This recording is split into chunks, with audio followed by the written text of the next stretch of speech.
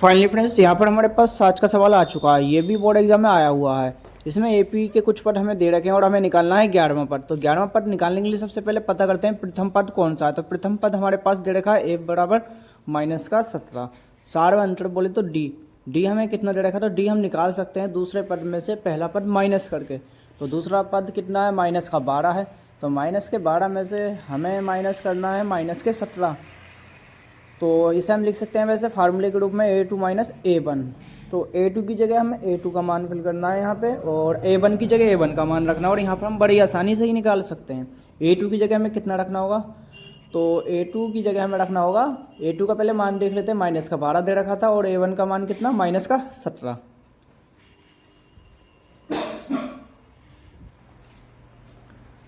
तो a2 की जगह a2 का मान और a1 की जगह a1 का मान हमने यहाँ पे फिल कर दिया है। तो यहाँ पर हमारे पास आ चुका -12 और माइनस माइनस हो चुका है +17। तो 12 में से अगर 17 माइनस करेंगे तो 5 बचने वाले हैं। और डी का मान यहाँ पर हमारे पास आ चुका है 5, यानी कि 5। अब डी का मान हमारे पास आ चुका है, हमें मान कौन सा निकालना था, A11 यानी कि 11वां पद। तो 11वां पद निकालने के लिए हमारे पास इस फार्मूले का यूज करना होगा। तो इस फार्मूले का यूज करना बहुत ही आसान है। 11वां पद लिख देना है, 11वां पद हमें निकालना है। और एन की जगह हमें हर जगह पर क्या रखना है, 11 रखना होगा। तो जहाँ भी एन दिखाई दे वहाँ पे आप आँख बंद करके 11 रख सकते हैं। ए की जगह 17, पहला पद 17 दे रखा था माइनस का, एन की जगह 11 जो हमें निकालना है, और -1 की जगह 1। और डी का मान हमने कितना निकाला था, डी का मान हमने निकाला था 5, जो कि हमने माइनस किया था, -17 में से -12। A11 -17 को हम ऐसे के ऐसे ही लिख सकते हैं।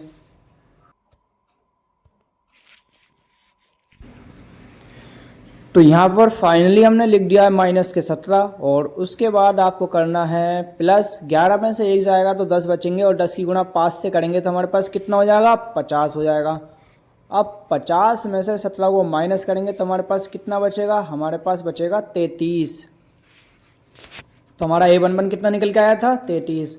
अगला क्वेश्चन दे रखा है, समांतर श्रेणी दे रखी है 7, 4, -1, -2 और डेटेस करके दे रखा है, इसका 26वां पद निकालना है।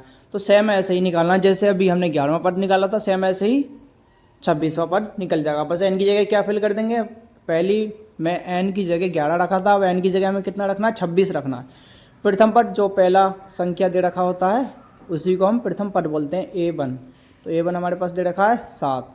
सार्वंतर जो दूसरे पद में से पहला पद माइनस करेंगे, जितना भी बचेगा वो हमारा डी का मान होता है, या फिर कह सकते हैं वो हमारा सार्व अंतर होता है। तो डी का मान हमारे पास कितना आ जाएगा, अगर आप फाइनली 4 में से 7 को अगर माइनस करेंगे तो हमारे पास जो भी आंसर आएगा, बड़ी संख्या माइनस की तो माइनस में आएगा, तो हमारे पास आने वाला -3। क्योंकि 7 में से 4 जाएंगे 3 ही बचेंगे, लेकिन माइनस के बचेंगे, क्योंकि छोटी संख्या में से अगर बड़ी संख्या माइनस करते हैं तो माइनस वाला चिन्ह आता है। AN बराबर, यहाँ पे हमें वही फार्मूला लिख देना जो भी पहले पीछे लगाया था पिछले वाले सवाल में, क्वेश्चन नंबर 1 में। तो AN बराबर A + n - 1 × D। एन की जगह हमें क्या रखना है, 26वां पद हमें निकालना है। तो एन की जगह हमें कितना रखना होगा, एन की जगह हमें रखना होगा 26। तो एन की जगह 26 रखना बड़ा ही आसान काम है। एन की एन को हटाओ, 26 लगाओ। ए की जगह जो पहला पद दे रखा था कितना, 7 दे रखा था, और उसके बाद